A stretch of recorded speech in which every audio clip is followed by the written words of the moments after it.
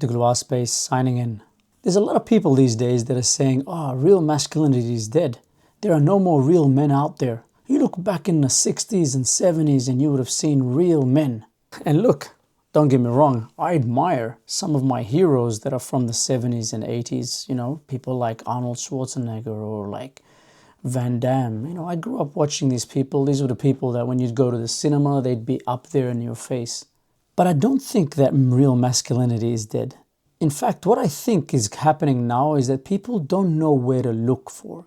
They are actually, even looking at the 70s and 80s, they're bringing masculinity down to a few men that were on screen and they say that's masculinity. And that's what was back then.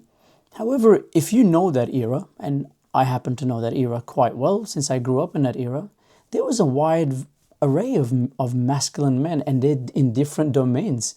It wasn't just about muscles and beards and deep voices. Not everybody has that and not everybody needs that. And this topic is by no far stretch a new topic. This can go back to ancient times. Let's, for example, look at the epic of Homer, the Iliad or the Odyssey. The backdrop to both these epics is the Trojan War. When you watch modern day TV shows or movies, they show you that era everybody was big and jacked, which of course scientifically cannot be the case. But let us look at the main characters of these epics. Achilles, the front man, basically a force of nature. He's emotional, he's proud, and he stands strong by what he believes, even if it means going against his own kind. In battle, nobody touches Achilles. And for that reason, most people look at him and they aspire. This is what it means to be a man. Character 2, Paris. Paris is the real reason that this whole Trojan War begins. He's the one who seduces Helen of Troy, takes her back with him, and then the war erupts. He's a lot softer, more poetic, a little bit more feminine. He's even described sometimes as being a coward. Funny enough, it's he who kills Achilles. Next we got Odysseus. Now Odysseus, he is the brain. Odysseus was not that big, was a little bit rugged looking, more cerebral. He's more the thinking type. In fact, this shows you in the Trojan War, what wins the war is the Trojan horse, which is his scheming. Notice here, what wins the war in the end is actually a trick. It's up here. It actually, even in the ancient times, you know, where people were meant to be a lot more, as people now describe, of course, people are meant to be a lot more violent and everything's about cutthroat. What wins the battle is, in fact, the trick. Then we have Agamemnon. Now, he is the politician. He's said to be quite imposing, ego-driven. He's the king, of course.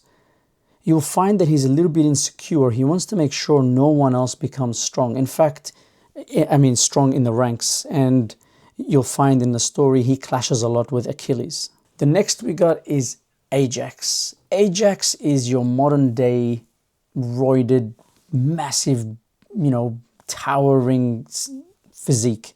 And he's obviously very strong. What happens to him is after the death of Achilles, he wants to take the armor of Achilles and they refuse him.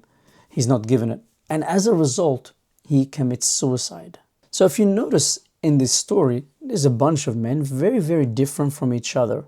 And they showed you even back then, the character of Ajax, very strong on the outside, but when he didn't get the recognition, it crumbled him. And that isn't to say that muscle is not needed or needed. It's just saying that it is not an integral part of being a man. Fast forward the times, let's look at more closer to our era now, or let's look at real historical figures, in fact. We look at someone like Einstein. Softly spoken, poetic imagination, and with his ideas and his work, it revolutionized the modern science world. Jump to the music scene, we got Bob Marley. Hey, he wasn't jacked. Bob Marley played music, was an artist, and in his art he spoke openly of the things that he really believed in. He was passionate to what he did. Of course, I'm going to say Arnold Schwarzenegger, somebody who came from a very humble beginning, and from a humble beginning went to conquer very high achievements, whether it's in the movie world, whether he became a governor or in the bodybuilding competitions. Someone who had pure determination. Another figure is Jimi Hendrix, a man who was in his artistic world. If you look at the way he dressed, hey, he dressed what the era did. He was very colorful. He dedicated his whole time to his guitaring and revolutionized the sound of music. Next, we got Steve Jobs. Steve Jobs, businessman. He's basically a visionary who didn't know code, yet he managed to change the whole world of technology. I mean, right now, you're watching me through devices probably that were made or invented, or initial steps were by him. Of course, we can't forget Bruce Lee, somebody who came with a smaller body. He was foreign, yet he managed to break the barriers of cultures. He was able to bring forward a new look for everybody to see. Like, he was unlike any action hero before him. And he didn't just do this through muscle. In fact, it was his philosophy that helped push him forward. So we look at all these men and their contributions to society. You cannot deny that they were all masculine figures in their own way. And they had their own way of communication. They had different ways. Some of them were big, some of them were small, some of them were skinny, some of them were healthy, some of them were just tragic. But if there is something that they all had in common, it's the determination and their consistency towards their purposes. So what does this tell us about being a man? There is definitely no single mold. Don't try to let anybody convince you that someone is manlier than you because they speak with a deeper voice, because they're taller than you, because they have more facial hair. Those things are definitely not what make a man. A lot of these things are culture-based, era-based, so don't even go there.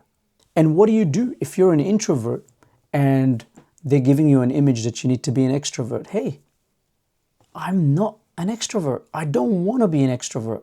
Take Isaac Newton.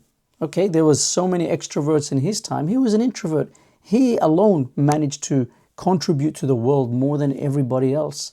Are you going to tell me his introversion made him not a masculine personality, not a real man? So being a man is not about dominance. It's not about being loud. It's about your drive and your passion towards what you do. You don't need to lift weights. I encourage you to be healthy because it's good for you, for your longevity. But hey, you could be a scientist, you could be a writer, or even an athlete. We need to be careful of that modern trap that's trying to push us all in one way, in one direction. That to be a man, this is what you need to do. This is what it means to be an alpha. It's never existed like that. That's never happened. Not in ancient times, not now. Yeah, there are people who are natural leaders, or there are people who are leaders, but not everybody needs to be a leader in every scenario.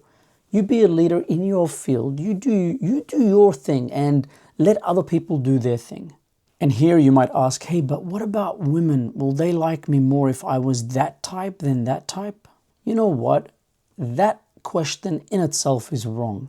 You just be authentic to what you are and you will attract. It will happen. The problem is you're not being authentic. Even when you're going to the gym, you're going to the gym for the wrong reasons. There was a time where everyone wanted to play guitar because that was the thing. Just as there are many different types of men, there are different types of women that look for different things. You can't help that. So I say, find your passion, build a resilient mindset, and color your life with the palette that fits your soul. You're not a product and you're not a stereotype unless you give in to that. Being authentic is what will attract what's meant for you. You can't have everything. There are other people around, Degloirespace signing out.